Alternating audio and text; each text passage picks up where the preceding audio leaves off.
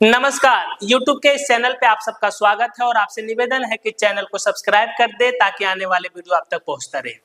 आज हम लोग पहुंचे हैं मुजफ्फरपुर लोकसभा क्षेत्र। ऐसा लोकसभा क्षेत्र है जहां पे इस बार का मुकाबला अजीबोगरीब है। ऐसा क्यों कह रहे हैं कि इस बार का मुकाबला अजीबोगरीब है? क्योंकि मुजफ्फरपुर लोकसभा क्षेत्र में इस बार का जो समीकरण है वो बदले हुए हैं, उम्मीदवार भी बदले हुए हैं।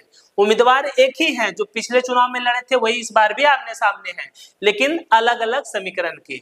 ये अजब राजनीति की गजब कहानी आपको मुजफ्फरपुर में इस बार देखने को मिलेगा। तो सबसे पहले ये जान लीजिए कि 2024 में जो मुकाबला होने वाला है, कल यहाँ मतदान होगा 20 मई को 5वें चरण में। तो मुजफ्फरपुर का जो कहानी शुरू होता है वो ऐसे है कि महागठबंधन के तरफ से अजय निषाद उम्मीदवार हैं, जो कि पिछले बार एनडीए गठबंधन से थे और यहाँ के मौजूदा सांसद हैं। वही बात करें एनडीए गठबंधन की, एनडीए गठबंधन ने यहाँ से उम्मीदवार बनाया है राजभूषण निषाद को, जो पिछले बार महागठबंधन के उम्मीदवार थे और चुनाव हार गए थे। तो ये जो दोनों तरफ का चेंजिंग हुआ है उसको अलग अलग समीकरण के रूप में इस बार चुनाव होने वाला है। मुजफ्फरपुर लोकसभा क्षेत्र का जो संसदीय इतिहास रहा है उसमें हर दल की जीत होते आई है। पहले ये कांग्रेस का गढ़ हुआ करता था, उसके बाद राष्ट्रीय जनता दल भी यहाँ पर लगातार 3 चुनाव जीती है 90 के दशक में। उसके बाद कभी एक बार यहाँ जदयू भी चुनाव जीत चुके हैं, उसके बाद बीजेपी यहाँ से लगातार चुनाव जीतती आ रही है। तो यहाँ का संसदीय इतिहास भी बड़ा रोचक है। ये वो लोकसभा क्षेत्र है जहाँ से जॉर्ज फर्नांडिस साहब भी चुनाव जीते हैं और इस क्षेत्र का प्रतिनिधित्व किए हैं। तो एक गरिमा इतिहास है इस क्षेत्र का।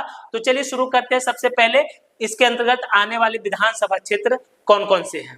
मुजफ्फरपुर लोकसभा क्षेत्र में कुल 6 विधानसभा क्षेत्र और 6 का 6 विधानसभा क्षेत्र मुजफ्फरपुर जिले से ही आते हैं। तो देखिए वहां का दलगत स्थिति क्या है। तो सबसे पहले गाय घाट से है निरंजन राय, आरजेडी के विधायक है। वहीं औराई से है रामसूरत कुमार, ये यादव जाति से है, बीजेपी के विधायक है। बोचहा से अमर पासवान, आरजेडी के विधायक है। सकरा से अशोक कुमार चौधरी, जदयू के विधायक है। वहीं कुरहनी से केदार प्रसाद गुप्ता, बीजेपी के विधायक है। और मुजफ्फरपुर से विजेंद्र चौधरी, कांग्रेस के विधायक है। दलगत स्थिति की बात कीजिएगा तो 3 विधायक एनडीए से हैं और 3 विधायक महागठबंधन से। तो यहाँ पर दलगत स्थिति के नाम पर दोनों का बराबर। संसदीय इतिहास में आप देख सकते हैं कि श्याम नंदन सहाय, अशोक मेहता, दिग्विजय नारायण सिंह, नवल किशोर सिन्हा, जॉर्ज फर्नांडिस यहाँ से 2 बार चुनाव जीते हैं। एक बार जनता पार्टी और जनता पार्टी सेकुलर से। ईश्वर प्रसाद शाही फिर जॉर्ज फर्नांडिस यहाँ से प्रतिनिधित्व किए थे 1989 और 91 से। उसके बाद जयप्रकाश नारायण निषाद जनता दल, राष्ट्रीय जनता दल के चुनाव से लगातार 3 बार चुनाव जीते हैं।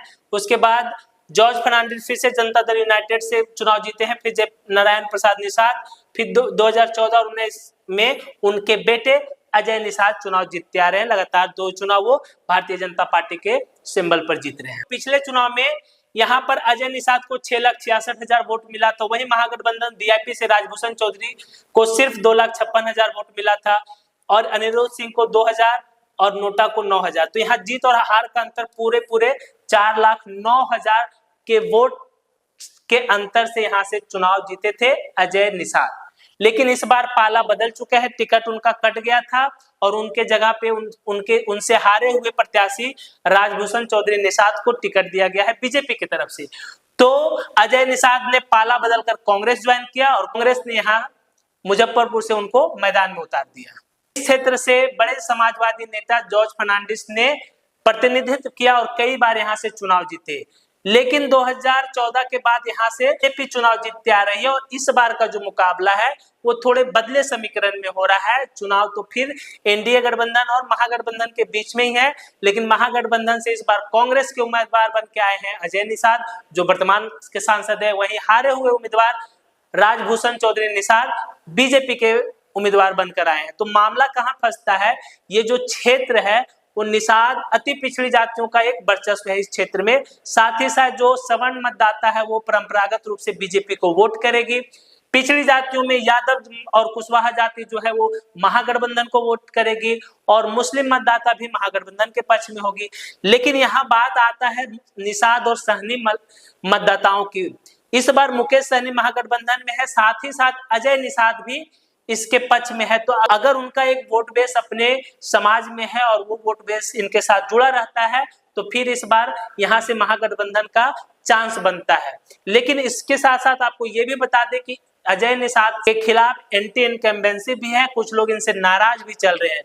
तो क्या वो जो नाराजगी है निषाद और मल्लाह भुट्टो में, वो मुकेश सहनी के कहने से दूर हो जाएगी? कल यहाँ मतदान होना है और इसका पूरी जानकारी मतदान होने के बाद, मतदाताओं के फीडबैक के बाद आपको देंगे।